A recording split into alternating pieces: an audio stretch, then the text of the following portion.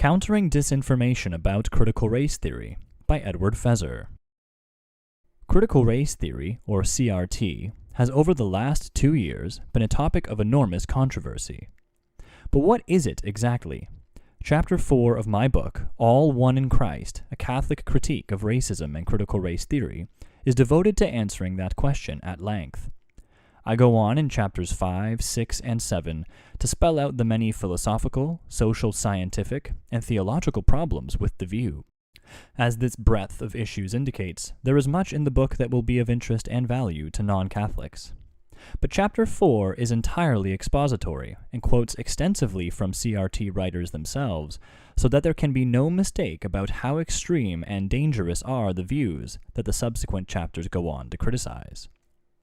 Some advocates of CRT have responded to the exposure of its extremism with what can fairly be described as a program of disinformation.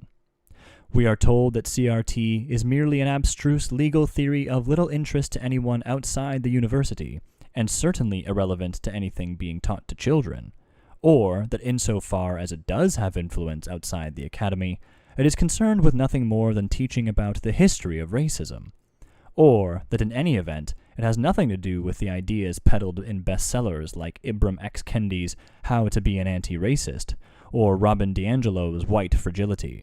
These claims are so easily refuted that it is hard not to see in them a cynical tactic of deliberate obfuscation.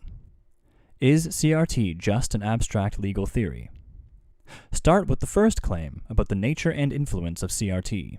Law professors Richard Delgado and Jean Stefanczyk are not only critical race theorists themselves, but the authors of Critical Race Theory, An Introduction, a well-known primer on the subject. They write, "Although CRT began as a movement in the law, it has rapidly spread beyond that discipline.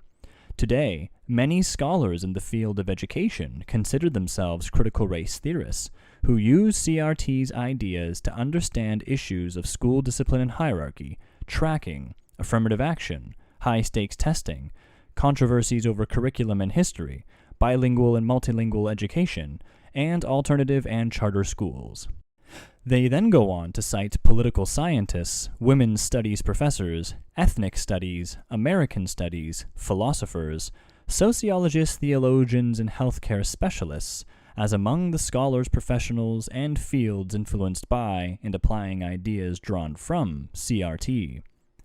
Similarly, law professor Angela Harris's foreword to Delgado and Stefanczyk's book notes that critical race theory has exploded from a narrow subspecialty of jurisprudence, chiefly of interest to academic lawyers, into a literature read in departments of education, cultural studies, English, sociology, comparative literature, political science, history, and anthropology around the country.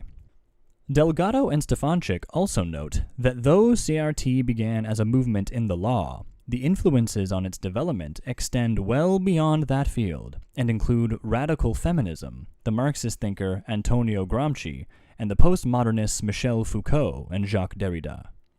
And they emphasize that, unlike some academic disciplines, critical race theory contains an activist dimension.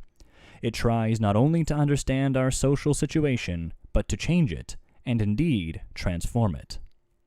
They cite the push for reconstructing the criminal justice system and the Black Lives Matter movement as among the practical applications of ideas associated with CRT. Another representative CRT work is the anthology Critical Race Theory, the Key Writings That Formed the Movement, edited by Kimberly Crenshaw, Neil Gotanda, Gary Peller, and Kendall Thomas. In their introduction to the volume, they note that the critical legal studies movement, organized by a collection of neo-Marxist intellectuals, former New Left activists, ex-counterculturalists, and the like, played a central role in the genesis of critical race theory.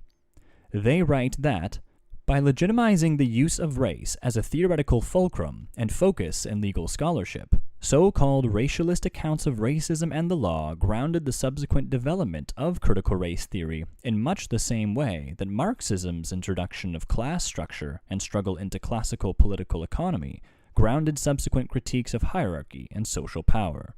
And in another obvious echo of Marxism, They emphasize that CRT is an activist movement devoted to liberation, whose theorists desire not merely to understand the vexed bond between law and racial power, but to change it. Hence, when CRT's critics portray it as far more than a mere academic legal theory, and indeed as a wide-ranging revolutionary political program with Marxist and postmodernist influences, which has swept through academia and seeks radically to transform society through the educational and criminal justice systems, they are not manufacturing a boogeyman. They are simply repeating what CRT advocates themselves have explicitly said.